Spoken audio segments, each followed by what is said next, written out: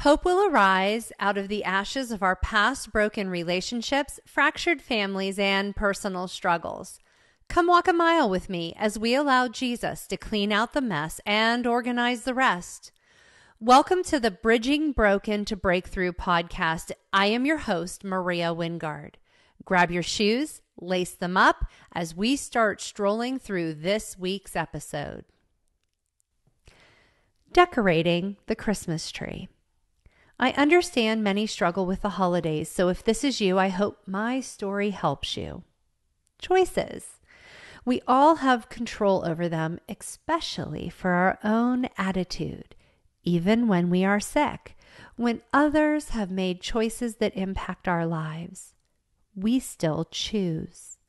A friend of mine was talking about the challenges of getting older and how she now has a healthy respect for the elderly that choose joy in the midst of physical ailments and isolation. I agree. If you always allow your circumstances to dictate your attitude, you will always be sad, hurt, depressed, and essentially joyless. If you always look at what you don't have instead of being excited about what you do, you will live a life of lack and perpetual disappointment. Quote, blessings abound in hard places, hard lives. Joy can run deeper than sorrow if we choose it. End quote. So that being said, I had some choices to make. The last few years have been extremely good, yet at the same time a little sad for me.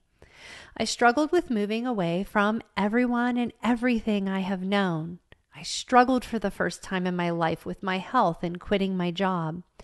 I struggled with my emotions and body from medications and misdiagnoses. Thankfully, I'm at the end of all of that now and full healing in that process of finishing medication, including my thyroid, which, by the way, messed with my hormones like a roller coaster going both ways. First when I was put on it, and then when I tried to get off of them. I love being married to my amazing husband, but I struggled with blending our families a lot. Trying to immerse myself into a new culture in a new city has been a struggle, partially because my life is different and I did not change my expectations to fit my new life or schedule, and partially because of circumstances I was put in. You just can't make friends as easy or keep old ones when you're gone from them 50% of the time. There was a lot thrown at me in a short window of time.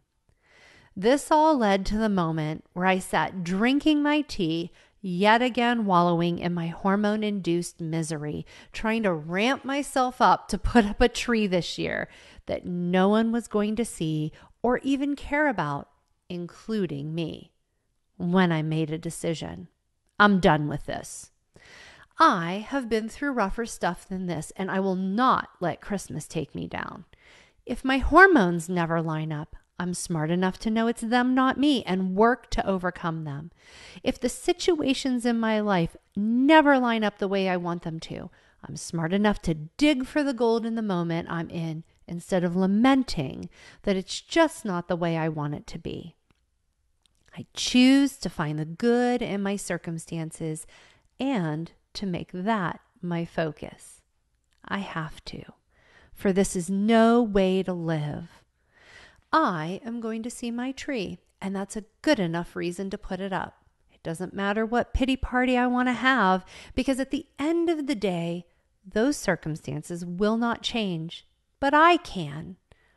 Resolutely, I called my brother, who was on his way up to see me and my son, and to inform him that impromptu, we were going to do Christmas decorations.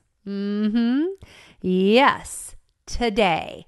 Do not remind me that you don't even decorate for yourself because you love to joke about being a self-proclaimed Scrooge even though you're not.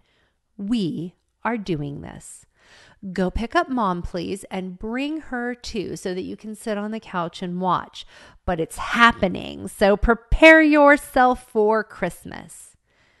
Because I choose joy.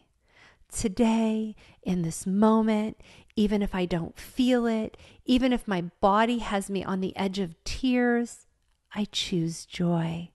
Even if no one is at my house at all for Christmas, I will be.